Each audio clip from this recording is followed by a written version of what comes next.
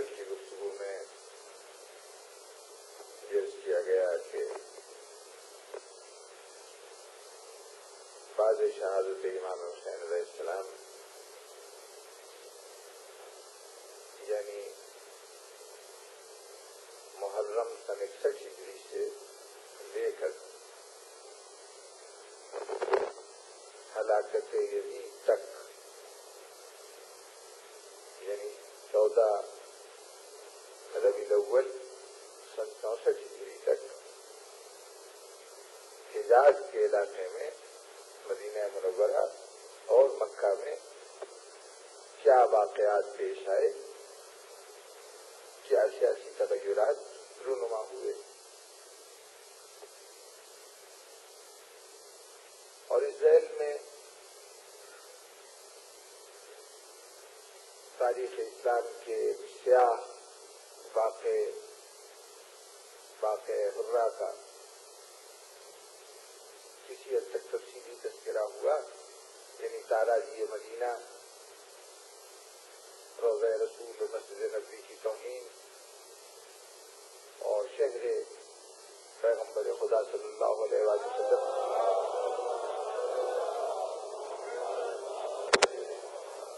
کی بربادی یزید کی فوج کے ہاتھوں،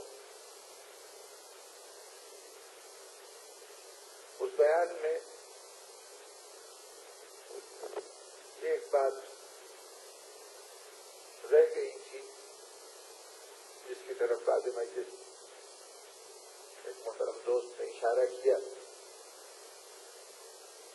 کیونکہ وہ بہت اہم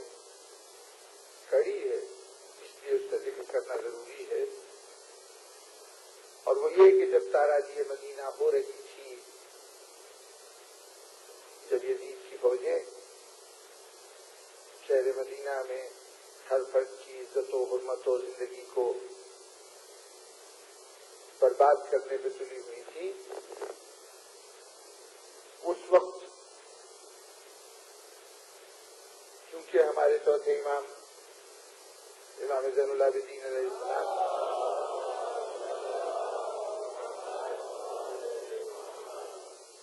شہر مدینہ واپس آ چکے تھے، میں نے کیا کہ یہ ربیع الاول سن 62 ہجری میں کربلا کا قافلہ واپس آ چکا تھا، اور واقع حرہ پیش آیا ہے سن 62 ہجری کے اختتامی دور میں 27 اور 28 ذی الحجہ کو یہ واقعہ پیش آیا۔ تو جب امام موجود تھے تو ظاہر ہے کہ جب پورے مدینے پر صورتحال اتنی سختی کی اور اتنے مظالم کی تھی تو آپ کے ساتھ کیا واقعات رونما ہوئے، اور جب اہل مدینہ نے یزید کے خلاف علم بغاوت بلند کی تھی تو آپ اس عمل میں ان کے شریک ہوئے یا نہیں ہوئے، اور اگر نہیں ہوئے تو کیوں نہیں ہوئے؟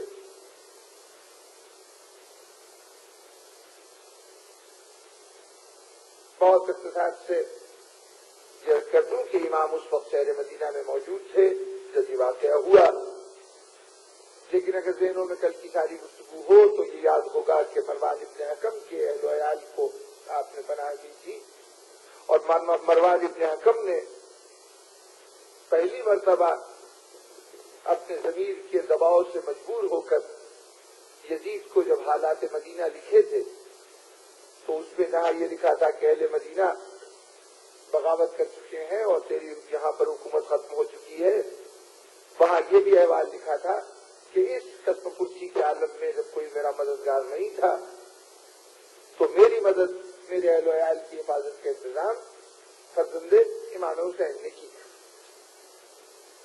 یزید نے جب مسلم ابن عقبہ کو اس بات پر متعین کیا کہ تم شہر مدینہ میں جاؤ اور جا کے وہاں کے لوگوں سے طلب بیعت کرو، اور اگر نہ مانے تو وہاں قتل و غارت گری کی کھلی اجازت ہے، تو خاص طور پر یہ ہدایت کی کہ دیکھو خبردار، حضرت امام زین العابدین کو کچھ نہ کہا جائے، ان کی عزت و حرمت کا پوری طرح خیال کیا جائے، اس لیے کہ وہ اس سارے معاملے میں شریک نہیں ہے۔ یہ ایک ظاہری ہدایت کے ساتھ ساتھ یعنی یہ وجہ اس نے خود ہی بتا دی، اور وہ وجہ وہ تھی کہ جو مبانی ابن حکم نے خط لکھا تھا اس کے تحت یہ بات کہی گئی، لیکن میں سمجھتا ہوں کہ اس کی وجہ یہ بھی تھی کہ جب ہی مہینے پہلے امام کو رہا کیا گیا ہے یزید کے قید خانوں سے، اور وہ رہائی یزید نے رحم کھا کر کسی ہمدردی کے جذبے کے تحت یا اپنے احساس جرم کے تحت یعنی اس سے طائب ہو کر نہیں کی ہے، بلکہ امام حسین علیہ السلام کی شہادت کے جو نتائج ہیں اس نتائج سے خوفزدہ ہو کر سید سجاد کو اور دوسرے قیدیوں کو رہا کیا ہے، یہ سمجھتے ہوئے کہ یہ قید اب اس کے سلطنت کی تباہی کا باعث بن جائے گی۔ تو امام حسین علیہ السلام کو شہید کرنے کی سزا وہ اس وقت بھگت رہا ہے، سیاسی طور پر یہ دیکھ رہا ہے کہ اس کے چراغ سیاست بہت جلد بجھنے والا ہے، جو رد عمل امام کی شہادت کے نتیجے میں پیدا ہوا ہے۔ تو اگر جن کو ابھی قید سے رہا کیا ہے ان کے اوپر فوری طور پر کچھ اور مظالم ہو جاتے تو اس کو وہ خطرات جو شہادت حسین کے بعد اس کو محسوس ہو رہے تھے ان خطرات میں اضافہ محسوس ہو رہا تھا، اور اس کے تحت اس نے یہ مناسب سمجھا کہ اس وقت سید سجاد کو کچھ نہ کہا جائے۔ لیکن اس کے باوجود مسلم ابن عقبہ نے سید سجاد کو جب شہر میں داخل ہوا اور شہر کے تمام معززین کو گرفتار کر کر کے لایا جا رہا تھا، اس وقت پوچھا کہ علی بن حسین کہاں ہے؟ معلوم ہوا کہ روضہ رسول پر اس وقت قیام رکھ کرتے ہیں۔ روضہ رسول پہ آدمی گیا اور وہاں جا کے کہا گیا کہ ولید نے بلایا ہے، مسلم ابن عقبہ نے بلایا ہے، امام تشریف لائے۔ تو بغیر کسی ارادے کے جب امام داخل ہوئے تو مسلم ابن عقبہ تعظیم کے لیے کھڑا ہو گیا اور اپنے مقصد سے ہٹ کر امام کو اپنی جگہ پہ بٹھایا، اور اس کے بعد پوچھنے لگا کہ آپ کی کوئی خواہش ہو، کوئی آرزو ہو تو بتائیے۔ امام نے کہا کہ میری کوئی خواہش نہیں سوائے اس کے کہ بہت سے لوگوں کا ایک ہجوم کھڑا تھا جن کو اس لیے لایا گیا تھا سامنے کہ یہ سب بغاوت میں شریک تھے اور ان کی گردن ماری جائے، تو ان کو قتل کرنے کے لیے جلادوں کے سپرد کیا جانا تھا۔ اس دوران میں امام تشریف لائے تھے، تو امام نے کہا کہ میری کوئی خواہش نہیں ہے سوائے اس کے کہ جن کو تو نے گرفتار کیا ہے یہ بے گناہ ہے، ان سب کو رہا کرتے اگر تو میرا کچھ کہنا ماننا چاہتا ہے۔ اس وقت مسلم ابن عقبہ نے جتنے حضرات اس وقت گرفتار تھے ان سب کو رہا کر دیا تھا۔ یہ تو رویہ ہوا اس ساری صورتحال کے دوران سید سجاد کے ساتھ۔ سید سجاد نے خود بغاوت میں حصہ کیوں نہیں لیا؟ وہ لوگ کہ جو یزید کے خلاف اٹھے تھے، امام حسین علیہ السلام بھی یزید کے خلاف ہی اٹھے تھے، تو آج جب یزید کے خلاف ایک تحریک اٹھی ہے تو امام نے اس تحریک کا ساتھ کیوں نہیں دیا؟ تو اس میں کسی تفصیل میں جانے کی ضرورت نہیں، بس اتنا سمجھ لیجئے کہ امام حسین علیہ السلام کا یزید کے خلاف اٹھنا خالصتاً تقرب الہی کے لیے تھا۔ ان اعلی اقدار اور ان اعلی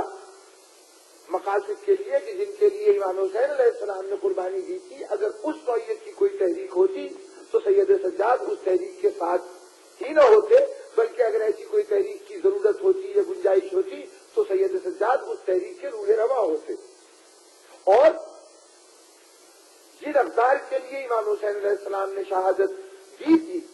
ان قدروں کے تحفظ کے لیے امام زین العابدین علیہ السلام اپنی پوری زندگی جہاد کرتے رہے۔ جہاد صرف تلوار سے نہیں ہوتا، جس طرح سے امام نے زندگی گزاری ہے وہ تمام زندگی جہاد کی زندگی ہے یزیدیت کے خلاف۔ نہ امام حسین علیہ السلام کی لڑائی یزید سے تھی،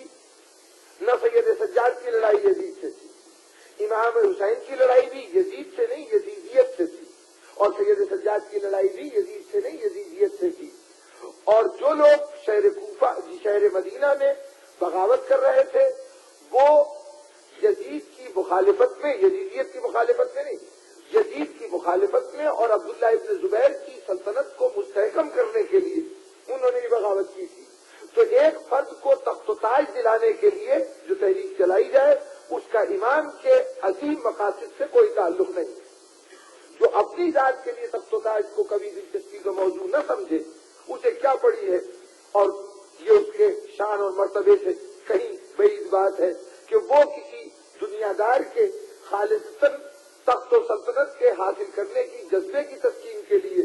وہ جہاد میں حصہ لے یا لڑائی میں حصہ لے یا دوسروں کو لڑائی پہ آمادہ کرے۔ اس لیے امام زین العابدین علیہ السلام نے یہ تحریک صرف یہ نہ دیکھیے کہ یزید کے خلاف تحریک ہے، بلکہ یہ دیکھیے کہ یہ تحریک کن مقاصد سے چلائی گئی۔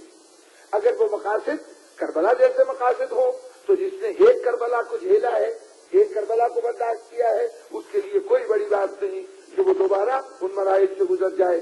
لیکن جب یہ تحریک عبداللہ ابن زبیر کی حکومت کے لیے ہے تو امام کے لیے کسی اعتبار سے بھی ان کے منصب کے مطابق نہیں تھا کہ وہ اس تحریک کے اندر شامل ہوتے یا کسی قسم کی ان لوگوں کی مدد کرتے۔ ہاں، جہاں انہوں نے دیکھا کہ بے گناہوں کو ان کی بات، ان کا قول ان کی رہائی کا باعث ہو سکتا ہے، ان کی جان بچانے کا سامان ہو سکتا ہے، وہاں امام نے اپنا فرض ادا کیا۔ رحمت اللہ عالمین کے پوتے ہونے کے حوالے سے جن مظلوموں کو مصیبت میں گرفتار دیکھا، کیونکہ اختیار میں تھا اس وقت یہ جملہ کہنا اور اس جملے پہ عمل ہونا، اس لیے ان کی زندگی بچا لی، اور اس طرح سے امام نے اپنی ذمہ داری اور اپنا فرض ادا فرمایا۔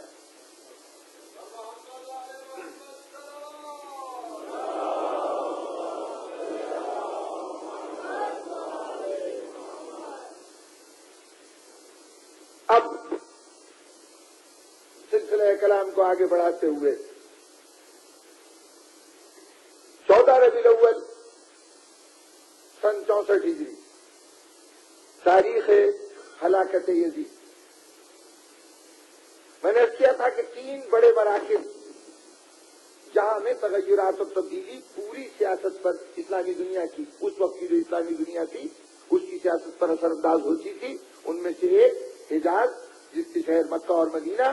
جن کے متعلق تفصیلی گفتگو کل ہو چکی، دوسرے عراق جس کے 2 بڑے شہر بصرہ اور کوفہ، اور تیسرے شام جس کا مرکزی شہر دمشق۔ سن 64 ہجری کے ربیع الاول تک، جب تک یزید ہلاک نہیں ہوا ہے، اس وقت تقریباً سیاست میں، یعنی جہاں تک اقتدار کے ایک فرد سے دوسرے فرد تک منتقلی کا تعلق ہے، اس اعتبار سے ان تینوں مراکز میں کم و بیش حالات پر سکون رہے۔ یعنی شام کے اندر یزید حکمران ہے، عراق کے اندر شہر کوفہ میں شہادت امام حسین علیہ السلام سے پہلے نعمان بن بشیر گورنر ہوا کرتا تھا شہر کوفہ کا، اور عبداللہ ابن زیاد گورنر تھا شہر بصرہ کا۔ جب حضرت مسلم شہر کوفہ میں آئے ہیں تو یزید نے اضافی چارج کے طور پر عبداللہ ابن زیاد سے یہ کہا تھا کہ تم شہر کوفہ کا بھی اختیار سنبھال لو۔ وہ کوفے میں آیا تھا، اور اس طرح سے کوفے کے اندر آنے کے بعد حضرت مسلم کی شہادت، واقعہ کربلا، گرفتاری خواتین خاندان رسالت، ان سب کے مراحل سے گزرنے کے بعد جب اپنے تصور کے مطابق اس نے یہاں پر محبان علی کو بالکل ختم کر دیا۔ اس کے بعد کا ایک قول تھا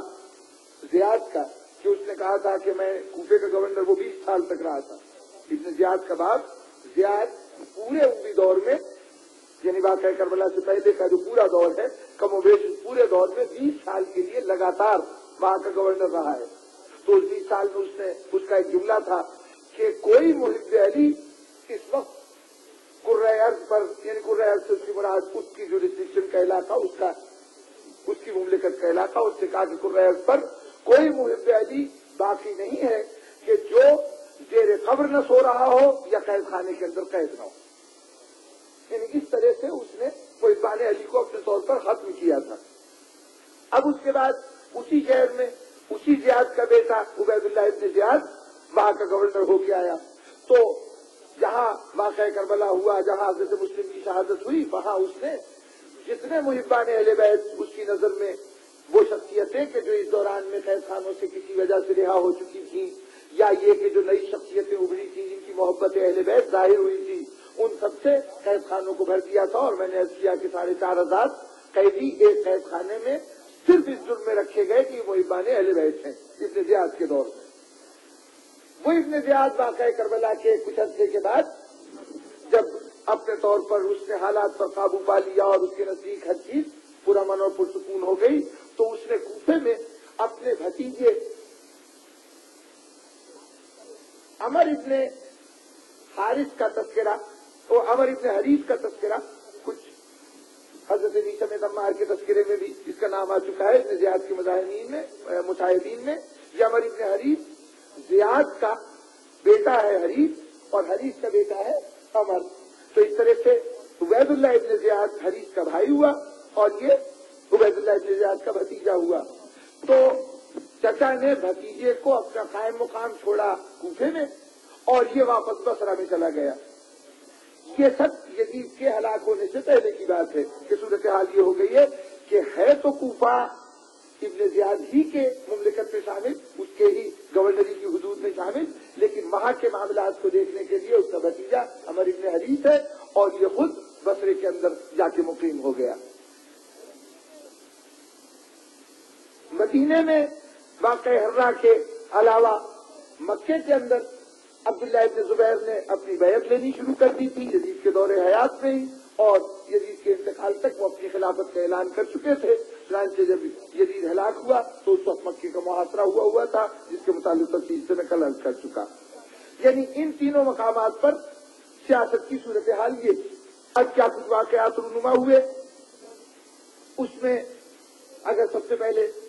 مکے کی طرف آئیں گے تو آج یہ دیکھیں گے کہ وہاں پر عبداللہ ابن زبیر کی حکومت تقریباً بلا شک کی شرکت غیرے ہو گئی. جو مدینہ مسلم ابن عقبہ نے ابھی فتح کیا تھا یزید کے ہلاک ہو جانے کی وجہ سے، اب وہاں سے عمومی اقتدار فوراً ختم ہو گیا اور عبداللہ ابن زبیر نے اس کو اپنی حدود میں شامل کر دیا. عراق کے اندر عبداللہ ابن زبیر کی حدود پھیلنے لگی. کچھ یزید کے اور گورنر ایسے تھے کہ جنہوں نے اس وقت عبداللہ ابن زبیر کی حمایت کا اعلان کر دیا، اور اس طرح مکے کے اندر عبداللہ ابن زبیر کی مستحکم حکومت قائم ہو گئی، جو ایک باقاعدہ انہوں نے اپنے طور پر جائز خلیفہ اور امیر المومنین اپنے کو کہلوانا شروع کر دیا، اور اس طرح سے یہاں پر ایک خلافت چلنے لگی. مختار سقفی جو کوفے سے قید سے رہائی ہونے کے بعد مدینے آئے تھے، وہ عبداللہ ابن زبیر کے پاس آئے. عبداللہ ابن زبیر نے شروع میں بے اعتنائی کا مظاہرہ کیا، اور جب انہوں نے دیکھا کہ عبداللہ ابن زبیر توجہ نہیں دے رہے تو مختار سقفی جہاں سے ان کے کچھ اعزاء طائف میں رہتے تھے تو مکے سے وہ طائف چلے گئے. کچھ عرصے کے بعد عبداللہ ابن زبیر کو جب یہ معلوم ہوا کہ یزید کی فوجیں مدینے کا محاصرہ کر رہی ہیں تو اس زمانے میں انہوں نے کچھ افراد بھیجے اور مختار کو اپنے پاس بلایا اور مختار سے یہ کہا کہ وہ ان کا ساتھ دیں. چنانچہ مختار سقفی نے مدد کی، اور جس وقت شہر مکہ پہ حملہ ہوا تو اس حملے کے اندر مکہ کا دفاع کرنے میں اور مکے کی حفاظت کے سلسلے میں جنگی تدبیریں اختیار کرنے میں مختار سقفی نے عبداللہ ابن زبیر کی پوری مدد کی، اور اس محاصرے کو اس وقت تک طول دیا کہ جب تک یزید کی ہلاکت نہیں ہو گئی اور حسین ابن نمیر اس محاصرے کو چھوڑ کر واپس جانے پہ مجبور نہیں ہو گیا.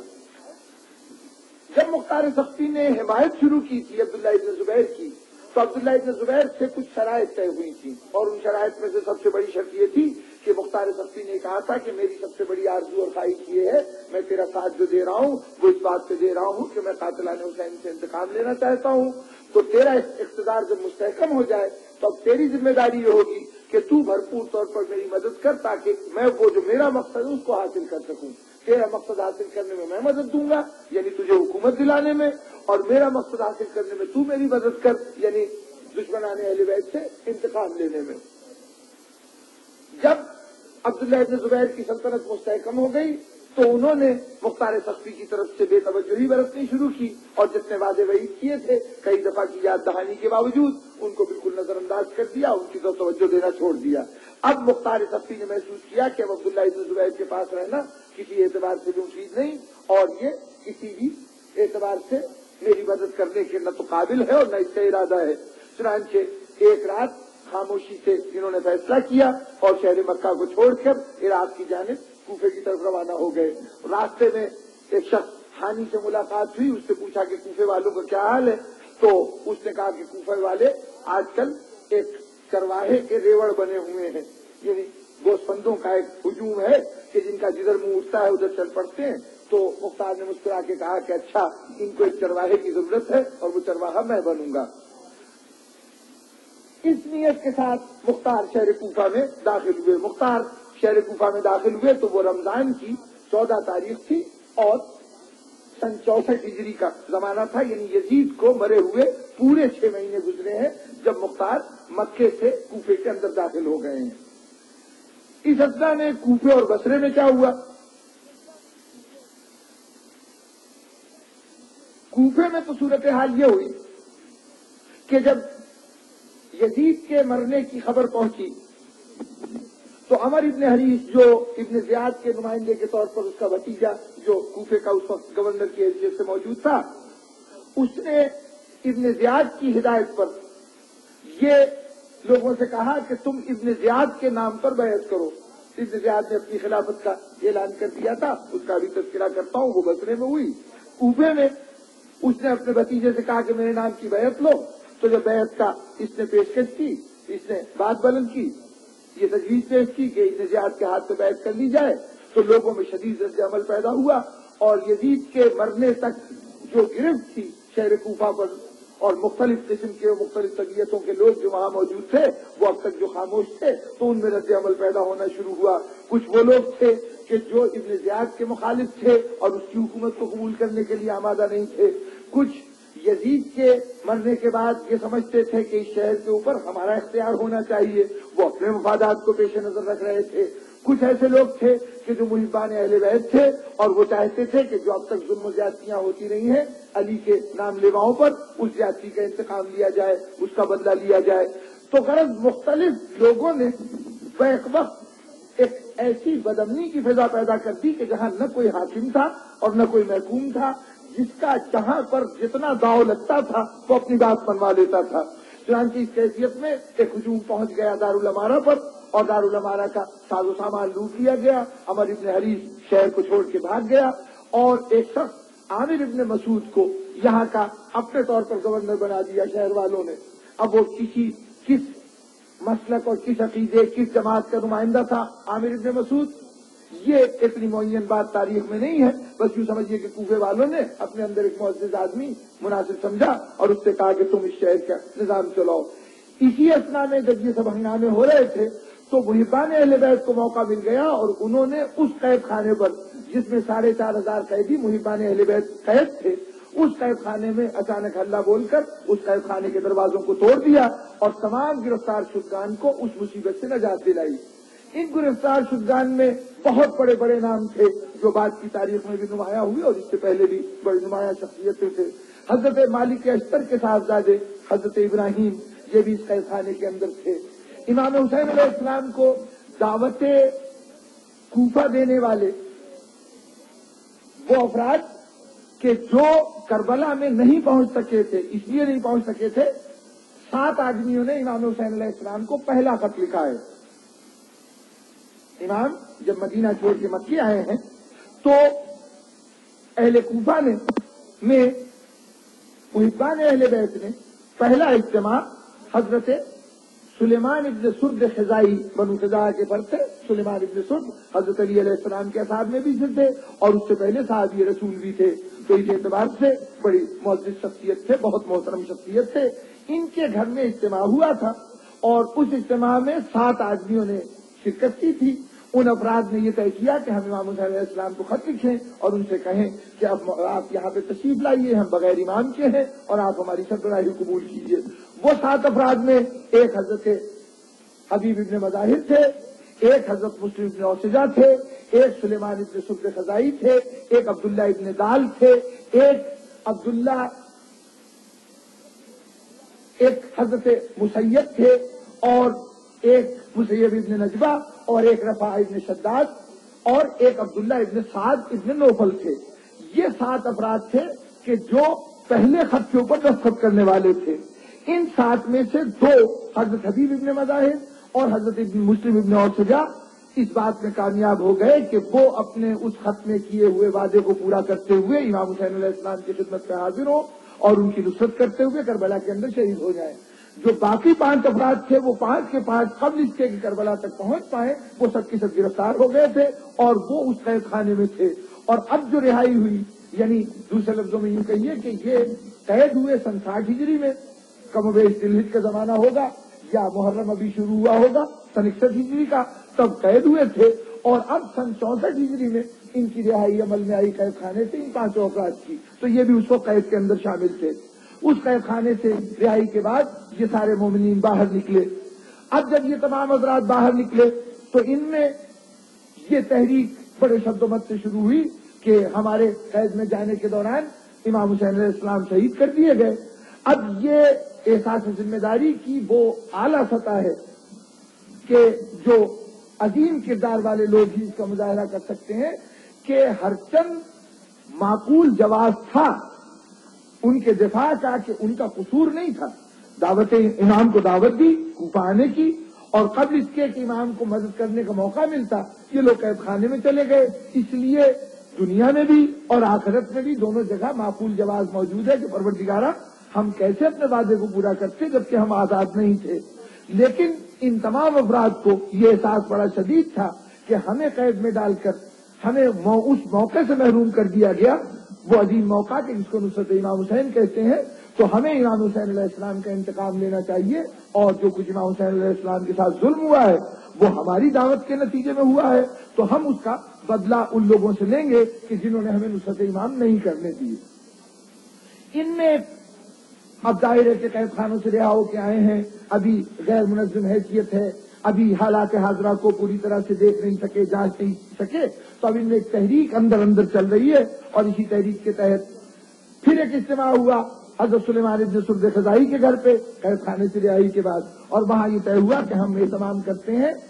انتقام خون حسین کا، اور ورنہ ہم اپنی جانیں اس راہ میں قربان کر دیں گے، اس بات پر کہ ہم امام کی نصرت کرنے کا جو فریضہ ہمارے سر تھا اس کو ہم چاہے حالات زمانہ سے مجبور ہو کر، چاہے یزید کے مظالم سے مجبور ہو کر، چاہے ابن زیاد کے قیدوں سے مجبور ہو کر نہ کر سکتے ہوں، لیکن ہم نے یہ فرض ادا نہیں کیا، تو اس کا ہمیں خمیازہ، اس کی ہمیں سزا بہر طور بھگتنی چاہیے، اور اس کا یہی طریقہ ہے کہ ہم دشمنان امام حسین علیہ السلام کو جتنی سزا دے سکتے ہیں وہ دیں۔ یہ اجتماع ہوا، اور اس اجتماع کے بعد فیصلہ ہوا کہ مدائن میں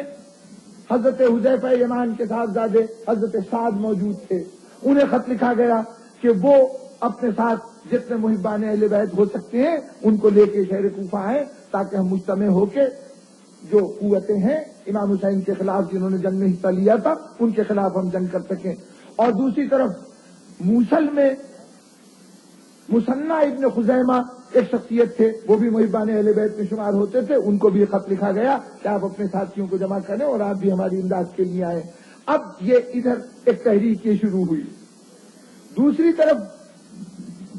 عامر ابن مسعود جس کو گورنر بنایا گیا تھا کوفے کا، جو کوفے والوں نے اپنے طور پہ بنا لیا تھا، اس نے عبداللہ ابن زبیر کو لکھا۔ اب ظاہر ہے کہ کوفہ اپنے طور پر ایک الگ سلطنت تو بننے سے رہا تھا، ایک شہر کا معاملہ تھا، اسے کسی نہ کسی مرکزی حکومت سے الحاق کرنا تھا۔ اب یا تو وہ اموی سلطنت سے جو دمشق میں قائم ہو رہی تھی اس سے الحاق کرتا، اور یا وہ جو سلطنت حجاز میں قائم ہو رہی تھی عبداللہ ابن زبیر کی اس سے الحاق کرتا۔ تو عامر ابن مسعود نے عبداللہ ابن زبیر کو لکھا کہ اگر آپ میری سرپرستی قبول کرنے کو تیار ہوں، یعنی یہ چاہیں کہ آپ مجھے میرے عہدے پہ قائم رکھیں، تو میں یہ پورا علاقہ آپ کے، یعنی عراق کا یہ علاقہ آپ کی سلطنت کے اندر شامل کرنے کے لیے تیار ہوں۔ عبداللہ ابن زبیر وقتی طور پر تو اس بات کو مان گئے، لیکن کچھ مہینوں کے بعد انہوں نے عامر ابن مسعود کو معزول کر دیا، اور عبداللہ ابن یزید انصاری مدینے کے رہنے والی ایک شخصیت تھے، ان کو گورنر بنا کے شہر کوفہ میں بھیج دیا۔ مختار سختی مکے سے چل کر 14 رمضان سن 64 ہجری کو پہنچے، اور ان کے 8 دن کے بعد 22 رمضان کو نیا گورنر عبداللہ ابن یزید شہر کوفہ کے اندر آ گیا، جو عبداللہ ابن زبیر کا باقاعدہ بونافائڈ اس کی طرف سے نمائندہ گورنر کی حیثیت رکھتا تھا، اس نے آ کے یہاں پر اقتدار سنبھال لیا۔ اب ذرا اسی علاقے کے دوسرے شہر بصرہ کی طرف چلیے کہ جہاں ابن زیاد خود گورنر ہے۔ ابن زیاد کو، عبید اللہ ابن زیاد کو یزید کے مرنے کی خبر اس کے غلام حمران نے آ کے پہنچائی، یہ بتایا کہ یزید مر گیا ہے۔ اس نے کہا کہ ابھی اس خبر کو اپنی ذات تک محدود رکھو۔ اس نے صلاۃ الجامع کا اعلان کیا، یعنی مسجد میں بلایا تمام لوگوں کو کہ وہاں پہ جمع ہو جائے۔ وہاں پہ جمع ہونے کے بعد وہاں اس نے خطاب کیا، اور خطاب کر کے جس میں یزید کے مرنے کی خبر سنائی، اور اس کے ساتھ کہا کہ اب اس وقت کوئی اور ایسا آدمی نظر نہیں آتا کہ جو خلافت و حکومت کو سنبھال سکے، میں تمہارے سامنے موجود ہوں، میرے ہاتھ پر بیعت کرو۔ اس کے کچھ قریبی مصاحبین نے بیعت شروع کی اور پھر پورے مجمع نے بیعت کی۔ اس وقت تو سب نے بیعت کر لی، لیکن جیسے ہی مسجد سے باہر نکلے تو مسجد کی دیواروں سے اپنے ہاتھ رگڑ رگڑ کر توبہ کی کہ پروردگارا، یہ گناہ ہم سے سرزد ہوا کہ ہم نے ابن زیاد جیسے آدمی کے ہاتھ پر بیعت کی ہے، ہمارے اس بیعت کے داغ کو جو ہمارے ہاتھوں کو لگ گیا ہے، اس داغ کو ہم سے دور کر دے اور ہمارے دامن کو اس عیب سے پاک کر دے۔ اب اس کے بعد شہر کے اندر ایک رد عمل پیدا ہونا شروع ہوا، وہ تو فوری بات تھی۔ اچانک بتایا گیا کہ یزید ہلاک ہو گیا ہے اور اچانک مطالبہ بیعت کر دیا گیا، اس لیے سب نے کر لی بیعت۔ لیکن جب باہر نکلے تو اب سوچنا شروع کیا کہ اب یہ ابن زیاد بغیر کسی سرپرست کے ہے، اس کا کوئی والی و وارث نہیں ہے، یہی وہ سنہرا موقع ہے کہ ہم اس شہر کے اندر اپنا یعنی اس کو ہٹا دیں یہاں سے اور اس کے چنگل سے آزاد ہو جائیں۔ یہ چونکہ بڑا جابر اور بڑا سخت گیر تھا، اس لیے ویسے بھی امام الناس اس سے تنگ آئے ہوئے تھے، تو رد عمل کے طور پر شہر کے اندر ایک بغاوت کی فضا پیدا ہو گئی۔ اور اب اگر ذہنوں میں میرے جو گاہے گاہے مختلف نام آتے رہے ہیں وہ نام موجود ہو تو میں نے ذکر کیا تھا عبداللہ ابن حارث ابن نوفل ابن عبد المطلب کا، وہ شخصیت کے جو قید خانے میں جو چند افراد مختار سختی کے ساتھ قید میں تھے ان میں سے عبداللہ ابن حارث تھے، اور جس زمانے میں مختار قید سے آزاد ہوئے تھے اسی زمانے میں وہ بھی قید سے آزاد ہوئے تھے، اور وہ جا کے موصل میں آباد ہوئے تھے، موصل میں وہ بصرہ میں رہ رہے تھے۔ تو جب بصرہ کے لوگوں نے بغاوت کی اور ابن زیاد کے خلاف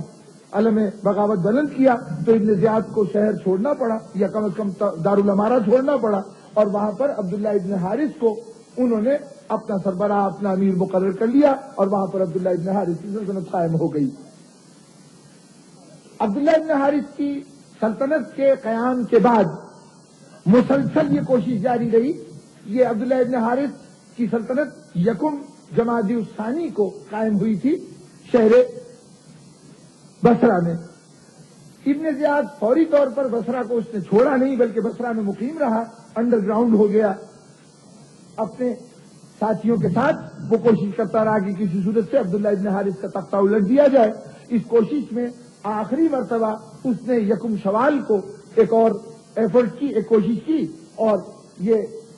خواہش کی کہ کسی صورت سے دارالامارہ پہ قبضہ ہو جائے، لیکن وہ قبضے میں ناکام رہا، اور اس دن وہ مایوس ہو کے شہر بصرہ چھوڑنے کو مجبور ہو گیا، اور اس نے طے کیا کہ اب وہ شام میں جو مرکزی جگہ ہے، جو مرکز تھا بنو امیہ کا، وہاں جائے اور وہاں سے فوج اور لشکر لے کے آئے اور اس طرح سے اپنی کھوئی ہوئی سلطنت کو دوبارہ حاصل کرے۔ چنانچہ اب یہ بصرہ کا شہر ابن زیاد سے خالی ہو گیا اور یہاں پر عبداللہ ابن حارث حکمران ہو گئے۔ اب ذرا شام کی کیفیت کے متعلق بھی چند جملے سن لیجئے کہ شام میں یزید کے ہلاک ہونے کے بعد یزید کے بیٹے معاویہ ابن یزید، یزید کے باپ کا نام بھی معاویہ ہے اور یزید کے ایک بیٹے کا نام بھی معاویہ ہے، تو معاویہ ابن یزید جو سب سے بڑا بیٹا تھا اس کو لوگوں نے تخت کے اوپر بٹھایا، اس سے کہا کہ آپ ہاتھ بڑھائیے ہم بیعت کرتے ہیں۔ اس نے منبر پہ جا کے ایک تقریر کی اور اس تقریر میں کہا کہ نہ میرے دادا کو اختیار تھا کہ وہ علی بن ابی طالب سے حکومت کا مطالبہ کرتے، نہ میرے باپ کو یہ اختیار تھا کہ وہ حسین کے مقابلے میں دعوی حکومت کرتے، میرا دادا بھی غلط تھا میرا باپ بھی غلط تھا، اور اب میں ان دونوں کی غلطیوں کی تکرار نہیں کرنا چاہتا اس سب کو قبول کر کے، میں اس سلطنت کو قبول کر کے۔ یہ سامعین محترم، یہ فتح حسین کی سب سے بڑی دلیل ہے کہ عین وہ سلطنت جس کے استحکام کے لیے واقعہ کربلا ہوا، یعنی یزید نے یہ جو خون بہایا اس لیے بہایا کہ اس کو اندیشہ ہے کہ اس کے ہاتھ سے یہ اقتدار نکل جائے گا، تخت و تاج نکل جائے گا، اس کو کس طرح سے مستحکم کیا جائے۔ تو حسین کے لہو کو استحکام سلطنت کے لیے استعمال کیا گیا تھا، اور آج وہ سلطنت صرف اس لیے رد کی جا رہی ہے کہ یہ سلطنت مجرم ہے خون حسین بہانے کی۔ اس کا یہ اعلان یقیناً، اور یہ پھر کسی غیر نے نہیں کہا ہے، یہ بات نہیں کہی ہے، یزید کا اپنا بیٹا وہ یہ کہہ رہا ہے کہ میرے دادا بھی غلط تھا میرا باپ بھی غلط تھا اور یہ سلطنت کو قبول کرنے کے لیے تیار نہیں۔ اس کے بعد وہ اپنے محل میں چلا گیا، 2 مہینے تک وہ محل کے اندر رہتا رہا، یہاں پر کوئی حکمران نہیں۔ اس 2 مہینے میں یوں سمجھ لیجیے کہ سلطنت تخت خالی ہے، کوئی حکومت نہیں ہو رہی ہے۔ اس 2 مہینے کے دوران کہا یہ جاتا ہے کہ اس کو زہر دیا گیا اور اس زہر کے نتیجے میں 2 مہینے کے بعد اس کا انتقال ہو گیا. اب زہر سے انتقال ہوا یا قدرتی موت مرا، بہر طور 2 ماہ کے اندر اندر معاویہ ابن یزید کا انتقال ہو گیا. انتقال کے وقت اس سے جا کے کہا گیا کہ اچھا تم نے تو خلافت رد کر دی، تم نہیں قبول کرتے نہ صحیح، لیکن کسی کو اپنا جانشین مقرر کر دو تاکہ تمہارے بعد حکومت کر سکے. اس نے کہا کہ خوب، سبحان اللہ، یعنی اس کی کڑواہٹ، حکومت کی کڑواہٹ تو میرے حصے میں آئے اور اس کا میٹھا پھل تم کھانا چاہتے ہو، میں اس کے لیے تیار نہیں. جو چیز میں نے اپنے لیے قبول نہیں کی اس کے لیے میں کوئی وارث مقرر نہیں کروں گا. اب اس نے وارث بھی مقرر نہیں کیا، وہ تو ختم ہو گیا. یزید کے دارالحکومت کا انتظام ایک شخص ضحاک ابن قیس چلایا کرتا تھا. جیسے اب آج کی اصطلاح میں ہم اپنے یہاں کی اصطلاح میں یوں کہہ سکتے ہیں کہ کمشنر کی حیثیت جو ہوتی ہے وہ دارالحکومت کا جو کمشنر تھا وہ تھا، یہاں غالباً والی کہا جاتا ہے، تو وہ والی کی حیثیت سے ضحاک ابن قیس تھا. اسے اب چونکہ کوئی حکمران نہیں ہے، کوئی صاحب تخت و تاج نہیں ہے، اسے موقع ملا اور وہ یزید کے تخت کے اوپر وہ قابض ہو گیا. چنانچہ یزید کے فوراً بعد جو خلیفہ بنا، خلیفہ کہہ لیجیے یا وقتی طور پر جو قابض رہا تھا شخص، وہ ضحاک ابن قیس تھا. وہ کئی مہینے تک اس کی سلطنت چلتی رہی. ادھر ابن زیاد بصرے سے روانہ ہوا اپنے ساتھ. جب وہ وہاں سے نکل آیا تو اپنے غلاموں کو اس نے جمع کیا، اپنا ساز و سامان نکلوایا کسی صورت سے، مال و دولت لے کے، اور اونٹوں پر بے پناہ سونا چاندی لاد کے وہ پہنچا شام میں، دمشق میں آیا. اب یہاں آ کے اس نے کہا کہ بھائی کوئی انتظام ایسا ہونا چاہیے کہ کوئی معقول آدمی اس تخت کے اوپر بیٹھے. اب یہ جن لوگوں کے سامنے یہ بات ہو رہی ہے اس کے اندر مروان ابن حکم بھی موجود ہے. تو مروان ابن حکم نے کہا کہ کون سا آدمی ایسا ہو سکتا ہے؟ بہتر یہ ہوگا کہ خالد ابن یزید، یزید کا بیٹا، ایک اور چھوٹا بیٹا تھا، اس کا نام خالد تھا، تو کہا خالد ابن یزید کو تخت دے دیا جائے اور اسے تخت پہ بٹھا دیا جائے. تو لوگوں نے کہا کہ وہ ابھی نابالغ ہے اور اس میں اتنا شعور نہیں ہے کہ حکومت چلا سکے، اس کو تخت پہ بٹھانا تو انتہائی زیادتی ہوگی. اور ابن زیاد کا ایک جملہ تاریخوں نے نقل کیا ہے کہ ابن زیاد نے اس وقت کہا کہ ایسے جھوٹے شخص کو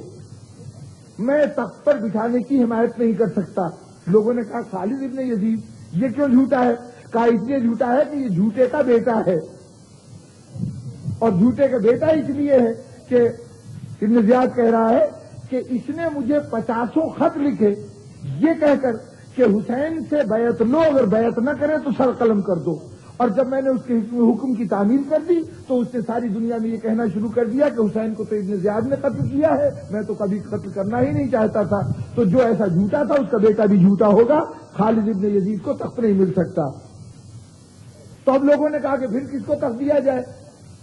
تو ابن زیاد نے تجویز پیش کی کہ پھر بہتر یہ ہوگا کہ مروان ابن حکم کیوں نہیں تخت پہ بیٹھتا؟ ہم میں بزرگ ہے اور بنو امیہ میں سے ہے اور اپنے خاندان کی حکومت ہے، تو اس حکومت کو بنو امیہ سے کیوں باہر جانے دیتا ہے؟ یہ تخت سنبھالے. مروان تصور بھی نہیں کر سکتا تھا کہ وہ صاحب تخت و تاج ہو جائے گا. وہ کہنے لگا کہ مجھ سے مذاق کیوں کرتے ہو بڑھاپے میں؟ ابن زیاد نے کہا کہ بڑھاپے کی اس میں کوئی بات نہیں ہے، بھائی تمہیں کسی چیز کی کمی نہیں ہے، سونا چاندی میں اتنا لایا ہوں کہ تم یزید سے زیادہ، جو یزید اپنے فوجیوں کو دیتا تھا اس سے زیادہ اپنے فوجیوں کو دو اور ان کے دلوں کو جیت لو. چنانچہ مروان ابن حکم نے خزانوں کا منہ کھول دیا، جو کچھ یہ مال و دولت لایا تھا وہ بھی، اور جو یزید کے خزانے میں بے پناہ دولت تھی وہ بھی، وہ بے پناہ تقسیم کی گئی اور ہزاروں فوجیوں کی ایک جماعت جمع ہو گئی. تھوڑی دیر کے لیے ضحاک ابن قیس جو قابض تھا اس نے مزاحمت کی، لیکن وہ مزاحمت ختم کر دی گئی اور انجام کار مروان ابن حکم تخت کے اوپر بیٹھ گیا. اس کے تخت پر بیٹھنے کا واقعہ 3 ذیقعد سن 64 ہجری کا واقعہ ہے. مروان ابن حکم کو زیادہ دیر حکومت کرنے کا وقت نہیں ملا، مشکل سے 9 مہینے اور غالباً 8 دن اس کو عرصہ لگا ہے حکومت کا. اور انجام کار سن 65 ہجری میں وہ رمضان کی 3 تاریخ کو اس کا انتقال ہو گیا. تو اس طرح سے سن 65 ہجری میں مروان ختم ہو گیا اور اس کی جگہ عبد الملک ابن مروان تخت کے اوپر بیٹھا. اب یہ تو سن 65 ہجری اور اس کے مرنے کی بعد کی بات ہے. جب اس کو تخت پر بٹھا دیا گیا مروان ابن حکم کو، تو اب یہاں پر موقع ملا کہ ابن زیاد اپنی کھوئی ہوئی قوت کو مجتمع کرے اور اپنی فوج کو دوبارہ ترتیب دے. چنانچہ تاریخوں نے لکھا کہ 1,00,000 فوج اور بعض نے لکھا کہ 3,00,000 فوج جمع کی گئی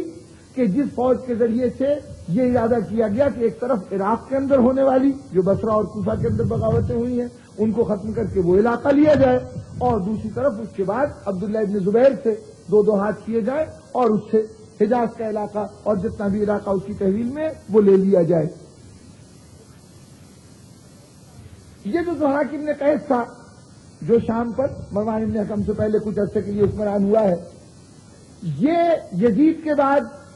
ذہنی طور پر اس بات کے حق میں تھا کہ یہ عبداللہ ابن زبیر کو حاکم تسلیم کر لے۔ جب اس کی حکومت ختم ہوئی، وہ جو چند روزہ نظام سکہ کی بادشاہی تھی وہ جب ختم ہوئی تو یہ بیچارہ اپنی آرزو کے ساتھ تو مارا گیا، یہ تو بچ نہ سکا، لیکن ایک اس کے مصاحبین میں سے ایک شخصیت ظفر ابن حارث وہ یہاں سے بھاگا، یعنی ضحاک کے ساتھ تھا لیکن جب ضحاک جنگ کے اندر شکست کھا گیا تو ظفر ابن حارث یہاں سے بھاگا، اور اس کے بعد قرطیسیہ ایک مقام ہے وہاں پر جا کے اس نے چھوٹی سی اپنی سلطنت قائم کر لی، اور وہ سلطنت کافی دیر تک خود مختار اور آزاد سلطنت رہی۔ وہ بھی اپنے آپ کو عبداللہ ابن زبیر سے وابستہ قرار دیتا تھا، اور بعد میں کچھ عرصے خود مختار رہنے کے بعد اس نے اپنے آپ کو عبداللہ ابن زبیر کے ساتھ منسلک کر دیا۔ یہ نام اس لیے میں بتا رہا ہوں کہ اس کا تذکرہ اس کے بعد کچھ اور واقعات کے سلسلے میں ظفر ابن حارث کا آئے گا۔ یہ تو یزید کے مرنے کے بعد ان تینوں مراکز کے اہم واقعات ہیں۔ وہاں عبداللہ ابن زبیر کی حکومت حجاز میں، کوفہ اور بصرہ کے اندر عبداللہ ابن زبیر کے نمائندے آ چکے ہیں، گورنر وہ ہو گئے ہیں عبداللہ ابن یزید انصاری شہر کوفہ کے حکمران ہیں، اور دمشق کے اندر مروان ابن حکم کی سلطنت قائم ہو چکی ہے۔ یہ مروان ابن حکم اپنے طور پر خلافت کا مدعی ہے، عبداللہ ابن زبیر اپنے طور پر خلافت کا مدعی ہے، اور بیچ میں یوں سمجھیے کہ جس کو بفر زون ہونا چاہیے تھا اس نے اپنا الحاق، یعنی وہ جو عراق کا صوبہ تھا اس نے اپنا الحاق فی الحال عبداللہ ابن زبیر کے ساتھ کر رکھا ہے۔ اب تنگی وقت دامنگیر ہے، میں چاہتا تھا کہ آج میں یہ سارا دور ختم کر کے اور کل مختار سختی کی بات کروں، لیکن اس موقع پر تاریخ کی ایک ایسی کڑی ہے کہ جس کو نظر انداز کر دینا تاریخ شیعت کے ایک بہت بڑے کارنامے کو، محبان علی کے اظہار خلوص کے ایک بہت بڑے کارنامے کو نظر انداز کر دینے کے مترادف ہوگا۔ اس کے لیے خواہش تو یہ تھی کہ پوری تفصیل سے بیان کرتا، لیکن اب کوشش کرتا ہوں کہ اس کو تھوڑے سے اختصار کے ساتھ ان واقعات کو نقل کر دوں کہ مختار سخفی تو پہنچے شہر کوفہ میں نے کیا تھا 14 رمضان سن 64 ہجری کو آئے۔ جب مختار سخفی آئے تو اس سے پہلے قید خانے کے قیدی آزاد ہو چکے تھے، وہ 4,500 قیدی، اور سلیمان ابن سرد خزائی کے گھر پر اجتماع ہو کر یہ طے ہو چکا تھا کہ ہم یزید کے خلاف جنگ کریں گے اور ہم یزید کی قوتوں کے ساتھ، خاص طور پر ابن زیاد کے ساتھ ہم ٹکرائیں گے، یہ سب منصوبے بن رہے تھے۔ جب مختار سخفی آئے تو سلیمان ابن سرد خزائی کے ان منصوبوں سے شہر کوفہ میں مقیم دشمنان اہل بیت اپنے طور پر ڈر رہے تھے، لیکن جب مختار شہر میں داخل ہو گئے تو اب ان کو یقین ہو گیا کہ اگر یہ قوتیں جمع ہو گئیں تو اب وہ دن دور نہیں کہ ہمارے سروں کے اوپر تلواریں ہوں گی اور ہم اپنے کیے کی سزا پا رہے ہوں گے۔ اس لیے انہوں نے فوری طور پر سازش شروع کی کہ کسی صورت سے مختار کو اس شہر کے اندر آزادی سے کام نہ کرنے دیا جائے۔ اب عامر ابن مسعود ابھی گورنر ہے، ابھی جب مختار آئے ہیں تو اس وقت عامر ابن مسعود گورنر ہے۔ عامر ابن مسعود کو سکھا پڑھا کر کچھ قاتلان حسین نے یہ طے کر لیا کہ مختار کو گرفتار کر لیا جائے۔ چنانچہ اپنے شہر کوفہ میں آنے کے 7ویں دن یعنی 30 رمضان کو مختار گرفتار کر لیے گئے، اور 22 رمضان کو عبداللہ ابن یزید انصاری گورنر ہو کے آ گئے اس شہر کے اندر۔ اب چونکہ گرفتار ہو چکے تھے اور اسے عبداللہ ابن زبیر ہی کے گورنر نے گرفتار کیا تھا، عامر ابن مسعود نے عبداللہ ابن زبیر سے یہی تو کہا تھا نا کہ مجھے گورنر رہنے دو، تو اب جب تک وہ گورنر ہے وہ باقاعدہ حکومت کا نمائندہ ہے، تو جس حکومت کا نمائندہ عبداللہ ابن یزید ہے اسی کا نمائندہ عامر ابن مسعود تھا، اس لیے عامر ابن مسعود کی ہوئی گرفتاری کو عبداللہ ابن مسعود منسوخ فوری طور پر نہیں کر سکتا تھا آتے ہی، لیکن اس نے اتنا ضرور کیا کہ اس نے کہا کہ مختار کے اوپر سختی نہ کی جائے، اس لیے کہ جب تک کوئی جرم اس سے ثابت نہ ہو، میں صرف اس بات پر کہ تمہیں اندیشہ ہے کہ تمہیں مختار نقصان پہنچائے گا تو اس اندیشے کے تحت میں سزا دینے کے لیے تیار نہیں ہوں، تو ان کے اوپر کوئی زیادتی نہ کی جائے، البتہ ان کو قید رکھا جائے گا۔ تو مختار قید میں ہے اور مومنین کوفہ، محبان اہل بیت کوفہ، وہ اس کوشش میں ہے کہ ہم قاتلان امام حسین علیہ السلام کا انتقام لیں گے۔ سلیمان ابن سرد خزائی نے اس دوران میں جو جماعتیں جن کو لکھا تھا کہ میری مدد کے لیے آؤ، تو کئی افراد گرد و نواح کے جمع ہوئے، اور بعض تاریخوں نے کہا کہ 10,000 افراد جمع ہو گئے، بعض تاریخوں نے کہا کہ وہ 4,500 جو قید سے رہا ہوئے تھے وہ تمام افراد ان کے ساتھ تھے، بطور 4,500 سے لے کے 10,000 تک کی جماعت حضرت سلیمان ابن سرد خزائی کے ساتھ جمع ہو گئی، اور انہوں نے اعلان کیا کہ ہم نصرت امام حسین علیہ السلام کے لیے نکلنے والے ہیں۔ چنانچہ شہر کوفہ سے نکلے۔ نخیلہ ایک مقام ہے کربلا اور کوفے کے درمیان، اور جب کبھی کوئی فوج کوفے سے باہر جانے والی ہوتی تھی تو اس سے پہلے بھی طریقہ یہ ہوتا تھا کہ جو حاکم شہر ہوتا تھا یا جس کو فوج کا سالار بنایا جاتا تھا وہ نخیلہ کے مقام پر آ کے پڑاؤ ڈالتا تھا، اور اس دوران یہ کہا جاتا تھا، شہر کے اندر اعلان کر دیا جاتا تھا کہ جسے فوج میں شامل ہونا ہے وہ آ کے شامل ہو جائے۔ جب کربلا کے لیے فوج تیار ہو رہی تھی تب بھی عمر ابن سعد کو جب اس اور جب تک کربلا کا معرکہ نہیں ہو گیا اس وقت تک جتنی فوج روزانہ آتی تھی وہ کربلا کی طرف بھیجی جایا کرتی تھی۔ اب اسی نخیلہ میں حضرت سلیمان ابن سرد خزائی نے اپنے خیمے لگائے اور وہاں پر جماعت جمع کر اکٹھی کرنی شروع کی۔ جب پورے افراد جمع ہو گئے کہ جن کی طرف سے اس وقت تک توقع تھی کہ شامل ہو جائیں گے، یعنی یوں سمجھیے کہ پورا شہر کوفہ، اب میں اس وقت اس موضوع کو نہیں چھیڑ رہا کہ شہر کوفہ میں مومنین کی تعداد کتنی تھی، شہر کوفہ کی اصل نوعیت کیا تھی، بس یوں سمجھ لیجیے کہ ایک کھچڑی شہر تھا جس کے اندر مختلف طبیعتوں، مختلف مذہبی عقیدوں، مختلف نظریات کے حامل لوگوں، کرائے کے فوجیوں، یعنی ان سب طبقوں کے بہت بڑی تعداد یہاں پہ رہتی تھی، اور اس میں انتہائی قلیل تعداد، شہر کوفہ میں انتہائی قلیل تعداد تھی ان لوگوں کی جو محبان اہل بیت تھے۔ واقعہ کربلا کے بعد عام طور پر یہ کہا جانے لگا کہ یہ شیعوں کا شہر تھا اور شیعوں نے امام حسین علیہ السلام کو بلایا تھا، یہ صریحاً تاریخ کی ایک غلطی ہے۔ شہر کوفہ حضرت خلیفہ ثانی کے عہد میں اپنی فوجوں کے قیام کے لیے آباد کیا گیا تھا، تو ظاہر ہے کہ جو فوجیں وہاں پہ قائم کی گئی تھی وہی فوجیں ہوں گی کہ جو نظریاتی طور پر مسلک کے اعتبار سے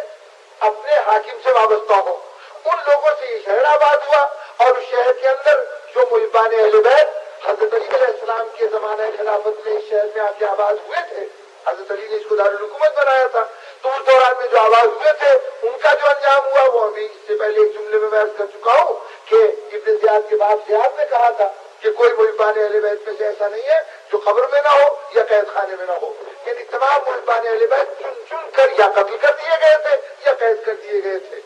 تو جو قید سے رہا ہوئے بس یہ سمجھیے کہ صحیح محبان اہل بیت جن کو دنیا جانتی تھی اس حیثیت سے ان کی تعداد یہ 4,500 تھی، اور جب حضرت عمر کے زمانے میں سن 17 ہجری میں شہر بسایا گیا تھا تو 1,00,000 جھوپڑیاں بنائی گئی تھی اس میں رہنے کے لیے، گویا 1,00,000 سپاہی اور اب اس کے ساتھ ان کے اہل و عیال رہتے تھے، تو اس شہر کی آبادی کم از کم 2.5-3 لاکھ ہونی چاہیے اصولاً۔ اس 2.5-3 لاکھ میں اگر 4,500 محبان اہل بیت ہو تو آپ سوچ لیجیے کہ یہ آٹے میں نمک سے بھی کم تعداد بنتی ہے۔ تو اس شہر کے کسی بھی واقعے کی ذمہ داری محبان اہلی میں نہیں ڈالی جا سکتی، کہ کیونکہ اس شہر میں 4,500 محبان اہلی رہتے ہیں، اس لیے اگر اس شہر نے امام حسین علیہ السلام کی نصرت نہیں کی تو گویا یہ محبان اہلی نے اپنے امام کی نصرت نہیں کی۔ یہ الزام تاریخی طور پر صریحاً محض ایک زبردستی کی بات ہوگی کہ مخالف کو چڑھانے کے لیے آپ جو دل چاہے کہتے رہے، ورنہ تاریخ اس بات کی تائید نہیں کرتی۔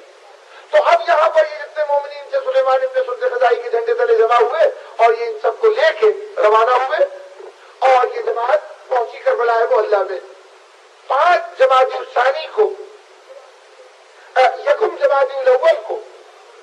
یہ حضرات جمع ہوئے شہر کربلا میں قبر امام حسین علیہ السلام پر، اور قبر امام حسین علیہ السلام پر پہنچنے کے بعد 24 گھنٹے تک جہاں قیام رہا، اور یوں سمجھیے کہ ایک ایسی مجلس عزا تھی. اب اندازہ لگائیے کہ یہ اس وقت قید میں گئے تھے کہ جب امام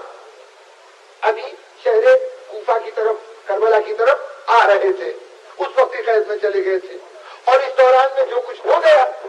وہ کچھ تھا کہ آج بھی جب ہم اس واقعے کا کوئی جز سن لیتے ہیں تو ہمارے لیے، ہمارے آنکھوں میں آنسو لانے کے لیے کافی ہے. وہ پورا واقعہ کربلا کو سننے کے بعد، جاننے کے بعد، یعنی جب باہر نکلے ہوں گے قید سے تو جب معلوم ہوگا کہ حسین کے ساتھ یہ ہوا، یہ ہوا، یہ ہوا، تو جو ان کے دل کی کیفیت ہوگی اس کا اندازہ آپ لوگ خوبی لگا سکتے ہیں. اس کیفیت کے ساتھ وہ قبر امام حسین علیہ السلام پر پہنچے تو نتیجہ یہ تھا کہ قبر حسین سے لپٹ کے ایک ایک فرد اس طرح سے رو رہا تھا کہ جیسے واقعہ کربلا ابھی ابھی رونما ہوا ہے، اور یہ سب واقعہ کربلا کو اپنی نگاہوں سے دیکھ چکے ہیں. 24 گھنٹے مسلسل وہاں پر گریا ہوتا رہا، ماتم ہوتا رہا، اور یہ لوگ یہی کہتے رہے کہ رسول اللہ کے بارگاہ میں فریاد کرتے تھے، جناب سیدہ کی بارگاہ میں فریاد کرتے تھے کہ اے رسول خدا، اے جناب سیدہ، ہماری اس کوتاہی کو معاف کر دیجیے گا کہ آپ کا حسین ہم سے اتنا قریب مارا گیا اور ہم اس کی نصرت کے لیے نہ آ سکے. یہ فریاد یہ لوگ کرتے رہے. اس کے بعد ان شخصیتوں نے عزم کیا کہ ہم اپنی جان راہ خدا میں جب تک دے نہیں دیں گے اس وقت تک ہمارے لیے اب یہ زندگی کی راحتیں بالکل بیکار ہے، ہمیں زندگی کی کسی چیز سے کوئی دلچسپی نہیں. یہ جماعت کربلا سے قبر حسین سے رخصت ہو کے نکلی اور شام کی طرف اس نے بڑھنا شروع کیا. ادھر یہ جماعت شام کی طرف بڑھنے لگی تو اس وقت عبداللہ ابن یزید جو کوفے کا گورنر تھا اس نے پیغام بھیجا کہ تم لوگ واپس آ جاؤ، تم واپس آ جاؤ، ہم سب کوئی مل کے کچھ عرصے کے بعد عبداللہ ابن زبیر سے ہم کمک منگائیں گے اور اس کے بعد ہم سب مل کے شام کی قوتوں سے، شام کی حکومت سے جنگ کریں گے. لیکن حضرت سلیمان ابن سرد خزائی نے اس کا جواب دیا کہ تمہارا بہت بہت شکریہ، لیکن ہم اللہ کے لیے جنگ کرنے جا رہے ہیں، ہمیں اس سے کوئی غرض نہیں کہ انجام میں ہم جیتتے ہیں یا ہارتے ہیں، ہم کسی کی جان لیتے ہیں، ہماری جان جاتی ہے، ہم تو صرف اس لیے جا رہے ہیں کہ ہم اس وقت نصرت حسین نہیں کر سکتے تھے تو کم سے کم اب دشمنان حسین سے اس وقت تک جنگ کرتے رہے جب تک یا وہ نہ ختم ہو جائے یا ہم نہ ختم ہو جائیں. تو ہمیں کسی اور کی نہ مدد کی ضرورت ہے اور نہ ہم کسی کی حمایت چاہتے ہیں. اس جملے میں بظاہر آج کے معیار کے مطابق یہ کہا جائے گا کہ دانش مندی نہیں ہے، اصولاً ان کو چاہیے تھا کہ جتنی مدد ملتی تھی وہ لے لیتے، لیکن اگر ان کے مقصد کو پیش نظر رکھیے گا تو آپ کو یہ بات بخوبی سمجھ میں آ جائے گی کہ اگر مقصد حکومت حاصل کرنا تو پھر انسان سوچے کہ کہیں سے حکومت مل جائے، کہیں سے ساتھی مل جائے. لیکن جب مقصد ہی یہ ہے کہ وہ قاتلان حسین سے ٹکرا کر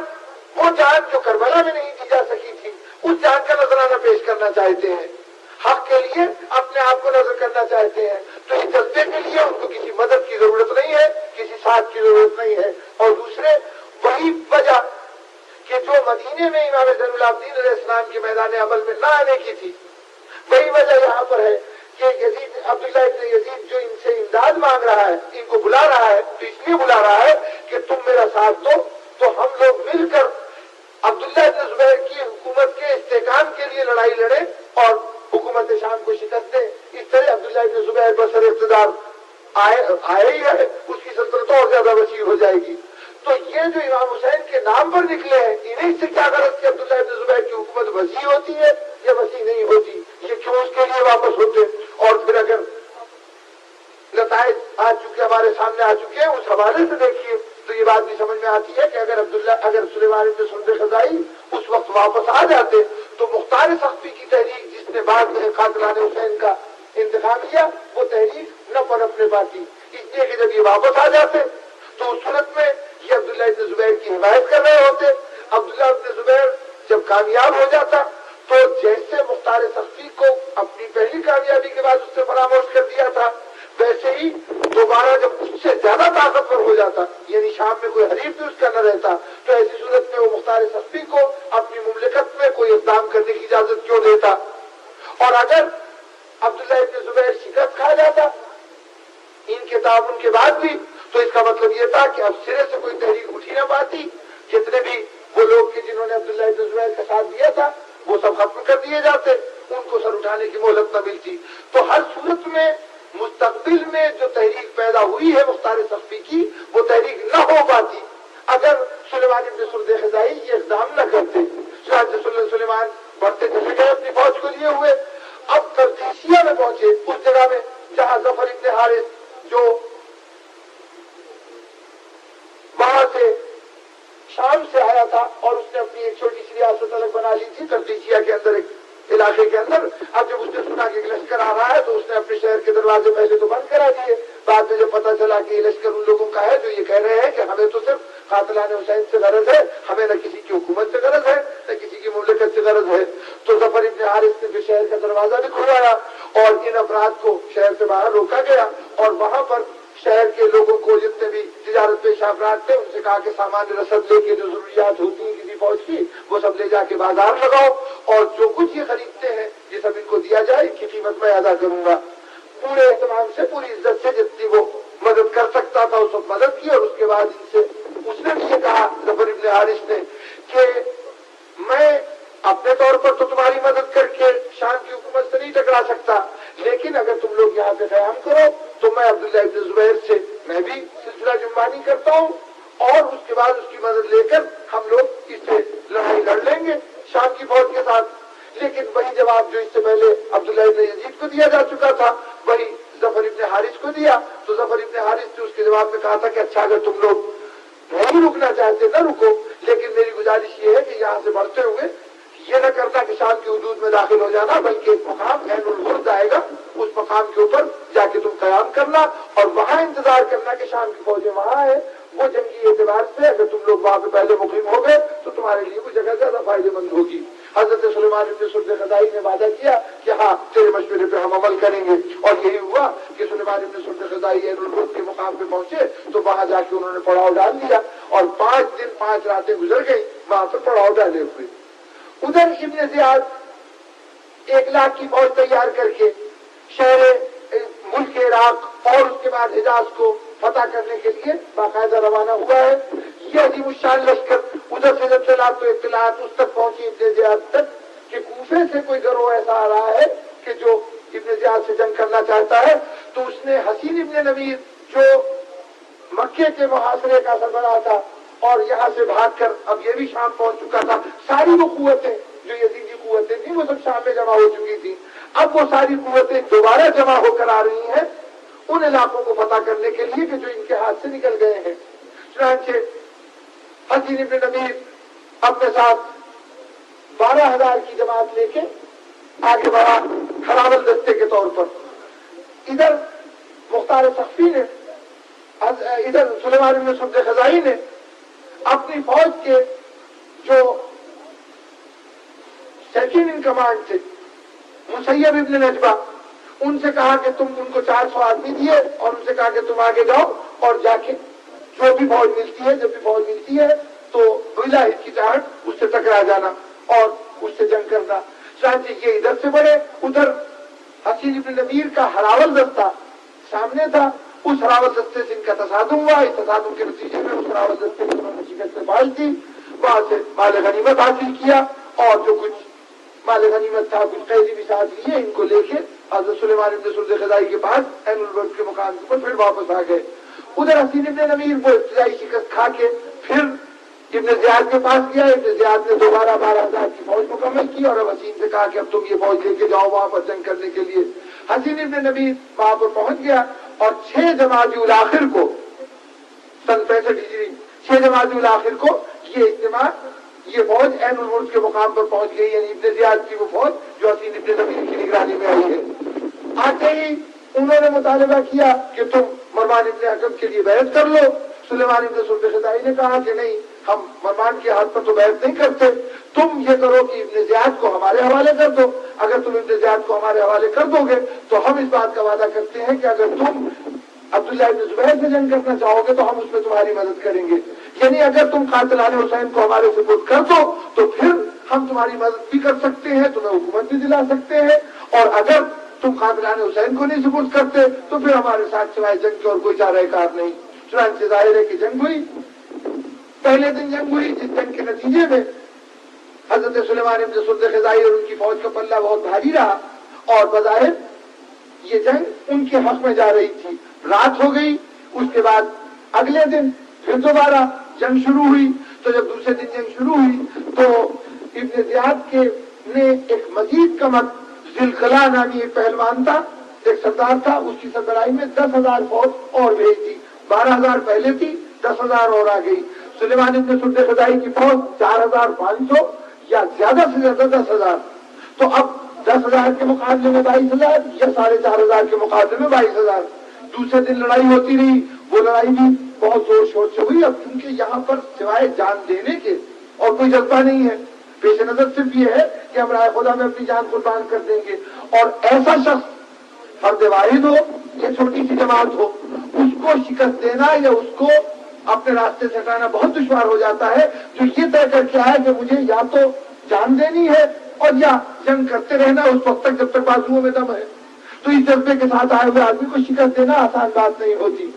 اب یہ لوگ اسی جذبے کے ساتھ لڑ رہے تھے, سلیمان ابن سلطان خدائی کے تمام افراد. دوسرا دن بھی گزر گیا. تیسرے دن مزید 10,000 کی قوت ابن زیاد کی طرف سے پہنچ گئی. تو اب یہ فوج 32,000 ہو گئی. اب اس 32,000 کی فوج کے مقابلے میں تیسرے دن بھی معرکہ ہوا. اور اب اس پارٹی کے اندر ظاہر ہے کہ 3 دن کی لگاتار لڑائی اور ان کی تعداد کم ہوتی چلی جا رہی ہے. ہوتے ہوتے چوتھا دن جب آیا تو اب اس وقت ان کی قلیل تعداد ہے اور ادھر بے پناہ فوج ہے کہ جو چاروں طرف سے ان کو گھیرے ہوئے ہے. اس وقت حضرت سلیمان ابن سلطان خدائی نے صبح کے وقت لڑائی شروع ہوئی تو ابھی چاشت کا وقت, یعنی ابھی آغاز سیر ہوئی تھی, ابھی دھوپ پھیلی نہیں تھی. اس وقت انہوں نے اپنے تمام ساتھیوں کو جمع کیا اور ان کے سامنے خطبہ دیا. اس خطبے میں کہا کہ آج ہم صبح سویرے لڑنے نہیں نکلے, بلکہ کون کون ہے تم میں سے کہ جو صبح سویرے راہ خدا میں اپنی جان کا نذرانہ لے کے میرے ساتھ چلے. آؤ ہم لوگ مرنے کے لیے چلتے ہیں. اور وہاں پر آپ نے یہ بھی بتایا کہ اگر میں مارا جاؤں تو میرے بعد مسیب ابن نجبہ کو قیادت دے دینا, عزم لشکر ان کے حوالے ہو جائے گا. اگر مسیب ابن نجبہ مارے جائیں تو پھر یہ عبداللہ ابن سعد ابن نوفل کے سپرد ہو جائے علم. اگر عبداللہ ابن سعد مارے جائیں تو پرچم پھر عبداللہ ابن وال کے سپرد کر دو. اور اگر عبداللہ ابن وال بھی شہید ہو جائے تو اس کے بعد رفاع ابن شداد علم لیں گے. اور رفاع ابن شداد کے بعد اگر وہ بھی شہید ہو جائیں تو اس کے بعد پھر جس کے بازو میں طاقت ہو, جو ہمت رکھتا ہو, وہ خود علم اٹھا لے اس وقت. اور اس وقت تک جنگ جاری رکھنا کہ جب تک منصب شہادت کو تم لوگ فائز نہ ہو جاؤ. یہ تقریر فرما کے اس کے بعد جہاد شروع ہوا. اور جس ترتیب سے انہوں نے کہا تھا حالات کچھ ایسے ہوئے کہ اسی ترتیب سے اسی دن شہادتیں ہوتی گئیں. ہوتے ہوتے آخری اس سلسلے کے فرد سے رفاع ابن شداد. اب رفاع ابن شداد باقی بچے, میں ساری تفصیلات چھوڑ رہا ہوں کہ کس جرأت و ہمت سے ان لوگوں نے جہاد کیا ہے. جب رفاع ابن شداد رہ گئے میدان کے اندر, ان کی طرف سے اس آخری وقت تک جہاد ہوتا رہا جب تک رات کی تاریکی پھیل نہیں گئی اور اپنے اور غیر کی تمیز نہ رہی. اور مجبوراً ابن زیاد کی وہ فوج جو عظیم ابن نمیر کی نگرانی میں لڑ رہی تھی, اس کو یہ فیصلہ کرنا پڑا کہ ہمیں جنگ روکنی چاہیے. جنگ روکی گئی اور یہ لوگ اپنے لشکر میں واپس گئے. تو جب حضرت رفاع ابن شداد نے اپنے بکھرے ہوئے سپاہیوں کو جمع کیا تو 10,000 یا 4,500 میں سے کل تعداد 350 افراد کی باقی بچی تھی. اور باقی سب کے سب میدان میں شہادت کا مرتبہ پا چکے تھے. اور یہ 350 بھی تقریباً تمام افراد زخموں سے چور. ظاہر ہے کہ جس شدت سے یہ لوگ جہاد کر رہے تھے اس میں کوئی فرد ایسا نہیں تھا جو زخمی نہ ہو. انہوں نے رات کو فیصلہ کیا کہ اب ہمارے لیے بہتر یہ ہے کہ ہم واپس شہر کوفہ کی طرف چلیں. یہ جب جنگ جاری تھی تو اس دوران میں ان کو 3 سوار آ کے ملے تھے اور انہوں نے پیغام دیا تھا رفاع ابن شداد کو کہ رفاع ابن شداد سے پہلے جو ان سے پہلے کے علمدار تھے عبداللہ ابن وال, ان کو یہ پیغام دیا تھا کہ آپ نے جو پیغامات بھیجے تھے امداد کے, تو حضرت حذیفہ یمان کے صاحبزادے حضرت سعد 170 آدمیوں کی جماعت لے کے مدائن سے آپ کی امداد کے لیے آ رہے ہیں. وہ 3 سوار پہلے بھاگ کے پہنچ گئے تھے, تیزی سے آ گئے تھے اور انہوں نے آگے خبر دی تھی. تو اس میں عبداللہ ابن وال نے کہا تھا کہ کاش وہ ہماری زندگی میں آ جائے. غالباً وہ ہماری زندگی میں نہیں آ سکیں گے. اور یہی ہوا کہ عبداللہ ابن وال بھی شہید ہو گئے اور وہ افراد نہ پہنچ سکے. ہاں, وہ 3 آدمی جو پیغام لے کے آئے تھے وہ عبداللہ ابن وال کے پرچم تلے جہاد کرتے ہوئے منصب شہادت پہ فائز ہو گئے. اب رفاع ابن شداد جب باقی بچے تو انہوں نے اپنے ساتھ ان 350 افراد کو لیا اور رات کی تاریکی میں خاموشی سے خیمے لگے رہنے دیے اور یہ لوگ خاموشی سے وہاں سے سفر کرتے ہوئے پھر واپسی کے سفر پہ آئے. جب قرقیسیہ کے مقام پر پہنچے تو وہ 170 جو حضرت سعد ابن حذیفہ ابن یمان کی سرکردگی میں آ رہے تھے وہ بھی وہاں پہنچے. مصنع جو موصل میں تھے وہ بھی کچھ امداد لے کے پہنچے، لیکن اب یہ سب امداد بیکار تھی. اب وہ وقت گزر چکا تھا، یہ سب راہ خدا میں اپنی جان کی قربانی دے چکے تھے اور یہ 350 افراد واپس پہنچے شہر کوفہ میں. جب یہ افراد کوفے میں پہنچے اس وقت مختار قید میں تھے. انہوں نے مختار نے قید خانے سے یہ پیغام بھیجا رفاع ابن شداد کو کہ دیکھو یہ جو واقعہ ہو گیا ہے اس سے ظاہر ہے کہ تم لوگ دل گرفتہ نہیں ہوگے،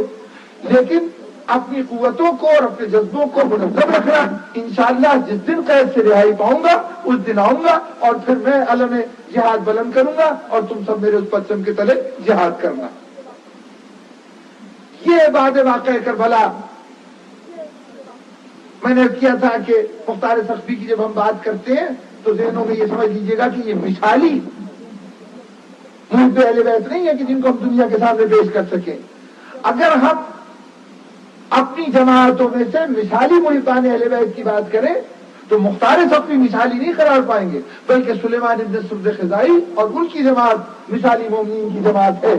یہ وہ جماعت ہے کہ جو شہدائے کربلا کے بعد اصحاب جناب خطی مرتبہ اور اصحاب جناب امیر المومنین کے بعد جو شخصیتیں اخلاص کے اعتبار سے، جذبے کے اعتبار سے، اپنے محبت کے اعتبار سے اور راہ خدا میں جان دینے کی خواہش کے اعتبار سے جو سر فہرست جن کے نام لکھے جا سکتے ہیں دنیا عشق میں، جنہوں نے اپنے نام چھوڑا. دیکھیے مادی اعتبار سے شاید آپ کہیں کہ کوئی فائدہ نہیں ہوا، خام خواہ کی جانیں چلی گئیں. اگر یہ لوگ کسی جھنڈے تلے جمع ہو جاتے اور جماعت جمع کر لیتے تو شاید یہ کامیابی حاصل کر لیتے. لیکن جب مومن راہ خدا میں جہاد کرتا ہے تو اس کے پیش نظر صرف اور صرف خوشنودی الہی ہوتی ہے. اس کے پیش نظر نہ حکومت ہوتی ہے، نہ مال غنیمت ہوتا ہے، نہ سلطنت ہوتی ہے. وہ ان چیزوں سے بے نیاز ہو کے فقط اللہ کے لیے لڑتا ہے. اتنے مخلص لڑنے والے تاریخ اسلام میں شاید ہی کسی اور جگہ پر ملے جیسے سلیمان ابن سرد خزائی کی جماعت تھی جو محض اور محض اسلام کے لیے لڑی، محض اور محض اپنے اصولوں کی خاطر لڑی اور اس کے لیے انہوں نے جان دے دیا یہ دیکھے بغیر کوئی مادی فائدہ ہوتا ہے یا نہیں فائدہ ہوتا. تو یہ عظیم تر شخصیتیں ہیں جو محبت اہل بیت کی نمائندگی کرتی ہیں. اب بہت باتیں ہو لی، ایک پہلو رہ گیا ہے جس کا 2 جملوں میں ذکر کر کے اور یہیں پہ گفتگو کو ختم کر دوں. اور وہ پہلو یہ ہے کہ حضرت مختار مکے سے آ گئے، یہاں گرفتار ہو گئے اور اب یہ بار بار کہہ رہے ہیں، قید خانے سے بھی پیغام بھیج رہے ہیں کہ میں شہادت حسین کا انتقام لینے کے لیے قاتلان حسین سے میں جلدی ہی خروج کرنے والا ہوں اور تم سب میرے پرچم تلے جمع ہو جانا. میں نے کیا کہ مختار اس وقت کی ملت جعفریہ میں کوئی مرکزی حیثیت نہیں رکھتے. جو بڑے لوگ ہیں اس جماعت کے وہ سلیمان ابن سرد خزائی ہیں. جو بڑے لوگ اس دور میں بھی، یعنی یہ دیکھیے کہ جتنے بھی اجتماعات ہوتے رہے، امام حسین علیہ السلام سے پہلے جب اجتماع ہوا کہ امام حسین علیہ السلام کو دعوت دی جائے تو سلیمان ابن سرد خزائی کے گھر، جب بعد میں اجتماع ہوا قیدوں سے رہائی کے بعد تو سلیمان ابن سرد خزائی کے گھر، جب کوفے کے مومنین جس کے جھنڈے تلے جمع ہوئے وہ سلیمان ابن سرد خزائی کا جھنڈا تھا. ابھی تک مختار سخفی کی اس معاشرے میں وہ اہمیت نہیں ہے. حضرت مسلم کا قیام یقیناً مختار سخفی کے گھر میں کچھ دیر کے لیے ہوا ہے جب آپ تشریف لائے ہیں، لیکن جیسے ہی حالات سخت ہوئے تو آپ مختار کے گھر سے منتقل ہو کے حضرت حانی بن عروہ کے گھر چلے گئے تھے. یعنی مومنین کوفہ میں، محبان اہل بیت کوفہ میں مختار کا کوئی اتنا بڑا مقام نہیں تھا.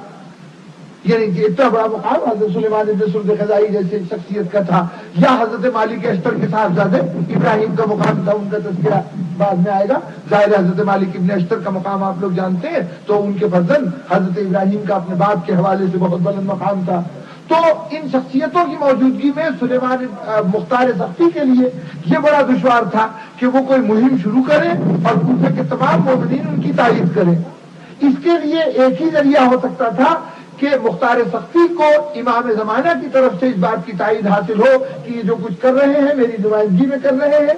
اس لیے ان کی حمایت کی جائے اور ان کی مدد کی جائے، تب تو یہ ہو سکتا تھا کہ محبان اہل بیت مختار کے پرچم تلے جمع ہو، ورنہ مختار اپنے طور پر اتنی بڑی سیاسی شخصیت نہیں تھے کہ ان کی آواز بلند کرنے پر تمام مومنین ان کے جھنڈے تلے جمع ہو جاتے۔ اس کے لیے مختار نے شہر کوفہ میں آنے سے پہلے اس بات کی کوشش کی کہ امام زین العابدین علیہ السلام سے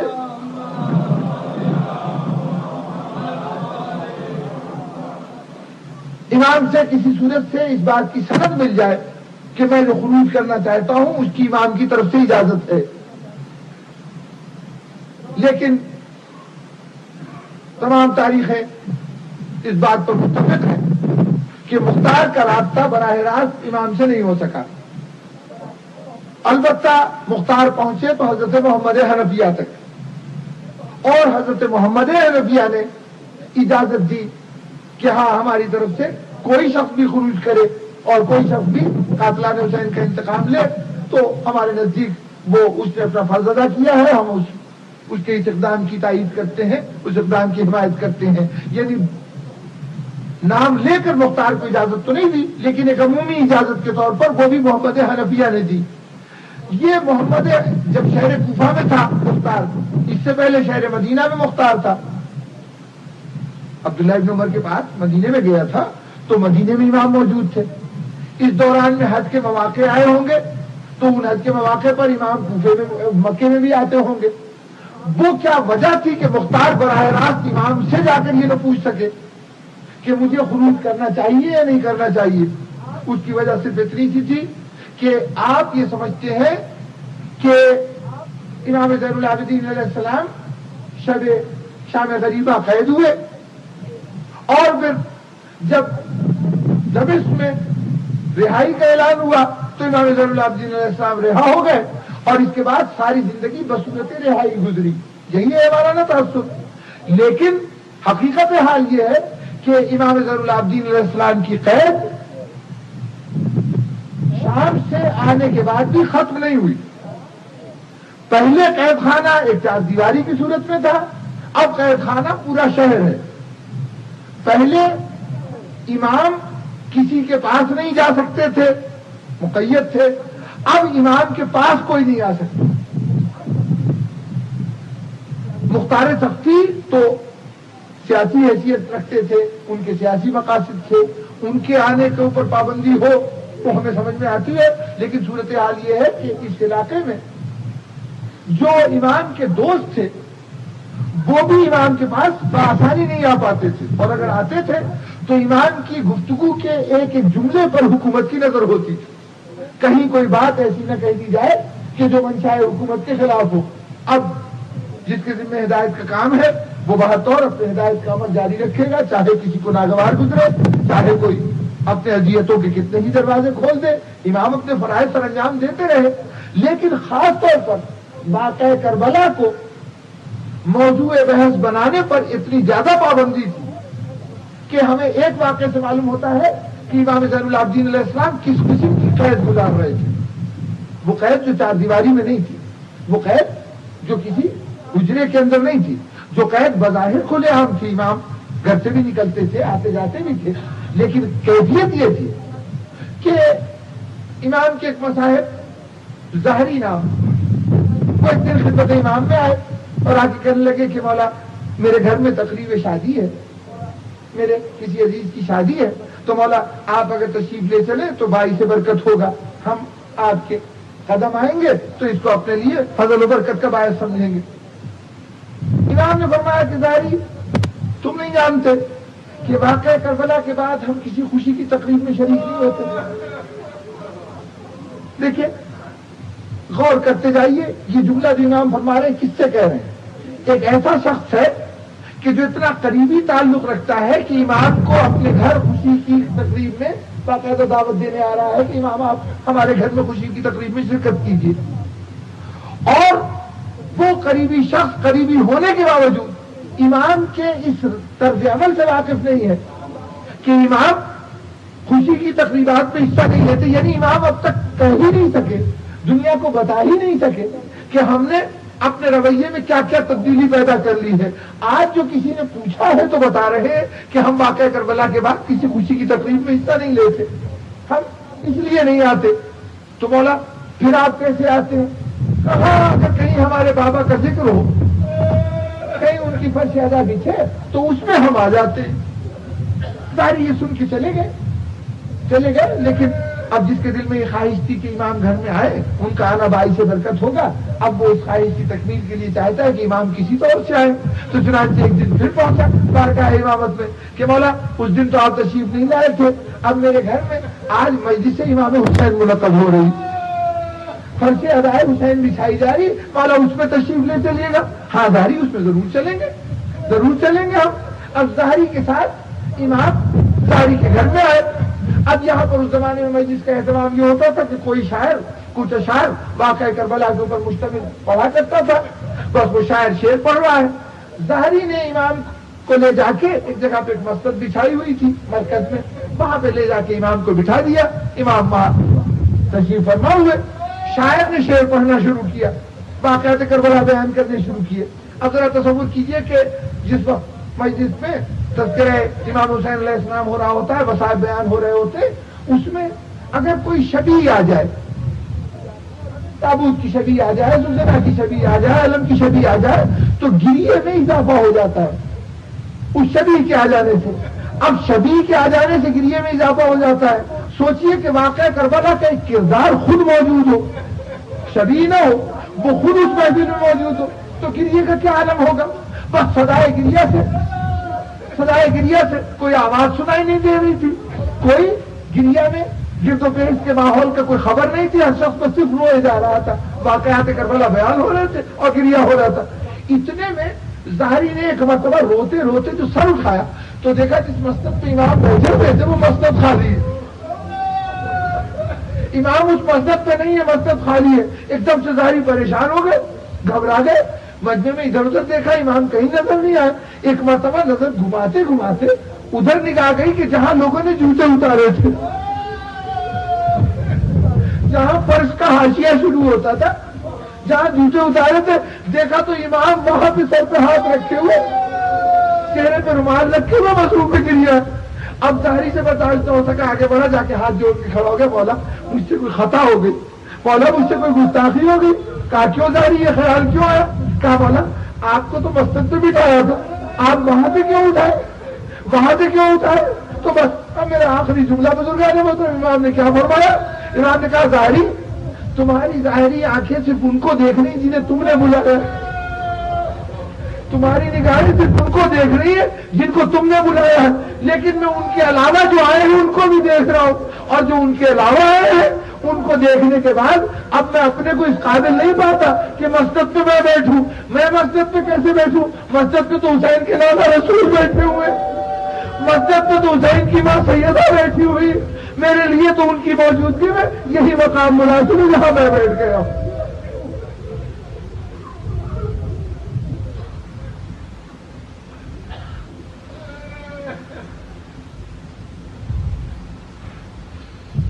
وسيعلم الذين ظلموا أيّ منقلب ينقلبون. یا اللہ ہمیں امام حسین علیہ السلام کے نصرت کا جو فریضہ ہم سب پر عائد ہوتا ہے, یا اللہ اس کو ادا کرنے کی توفیق عطا فرما.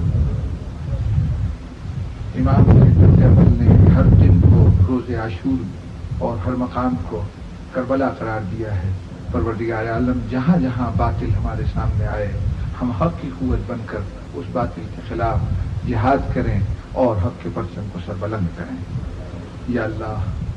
ملت اسلامیہ کو اتحاد اتفاق کی دولت عطا فرما. یا اللہ حاضرین مجلس کو سوائے غم حسین کے کسی اور غم سے دوچار نہ فرما. یا اللہ جو مومنین کسی مشکل میں, کسی دشواری میں, کسی پریشانی میں مبتلا ہیں, یا اللہ ان کی پریشانی کو دور فرما. پروردگار عالم جن مومنین نے خصوصی دعاؤں کے لیے کہا ہے, خاص طور پر مسائل اور پریشانیوں میں گرفتار مومنین, بیماری اور آزاری میں گرفتار مومنین, دولت اولاد کے متمنی مومنین اور قربت و افلاس سے تنگ آئے ہوئے مومنین, یا اللہ ان سب کی حاجات کو پورا فرما. یا اللہ اپنے نام لیواؤں کو، اپنے دین کے سربلند کرنے والوں کے نام لیواؤں کو دنیا کے ہر گوشے میں اپنے حفظ و امان میں رکھ۔ یا اللہ اس ملت پر اپنا رحم و کرم نازل فرما، اور اس ملت کے افراد کو ان کے عقیدوں کے مطابق ان کے عمل کو بھی عقیدوں کے پیمانے میں ڈھال دے، اور یا اللہ ان کو ان کے امام کی زیارت سے مشرف فرما، انہیں نصرت امام کی توفیق عطا فرما۔ اللہم صلی علی محمد۔